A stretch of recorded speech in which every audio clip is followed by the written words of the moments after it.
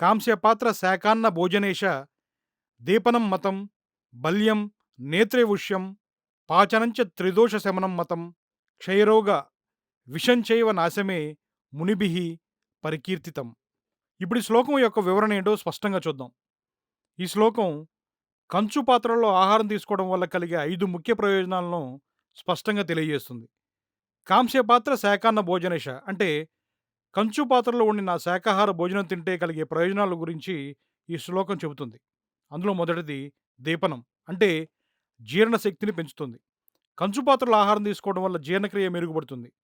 ఇది ఆకలిని పెంచి మనం తిన్న ఆహారం సరిగ్గా జీర్ణం కావడానికి సహాయపడుతుంది. బల్యం అంటే బలాన్నిస్తుంది. కంచు పాత్రలో ఆహారం తీసుకోవడం వల్ల శరీరానికి కావాల్సిన బలం చేకూరుతుందని, ఇది రోగనిరోధక శక్తిని కూడా పెంచి శరీరాన్ని దృఢంగా చేస్తుందని చెప్తున్నారు. నేత్రవృష్యం ఈ కళ్ళకు కూడా మంచిదని చెప్తున్నారు. ఈ పాత్రలో కంటి ఆరోగ్యానికి ఎంతో మేలు చేస్తాయి.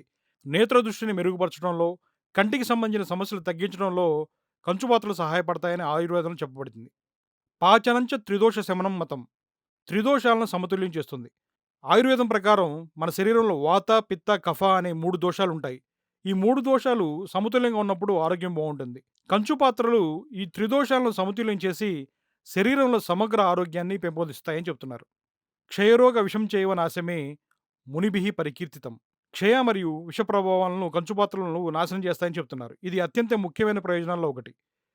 కంచు పాత్రల ఆహారం తీసుకోవడం వల్ల క్షయ అంటే టీబీ వంటి దీర్ఘకాలిక వ్యాధుల నుండి ఉపశమనం లభిస్తుందని చెప్తున్నారు. అలాగే శరీరంలో పెరిగిపోయిన విష పదార్థాలను అదే టాక్సిన్స్‌ను తొలగించడంలో సహాయపడుతుందని మునులు పలు ఆయుర్వేద గ్రంథాల్లో చెప్పడం జరిగింది. Last Kanchi original Kanchi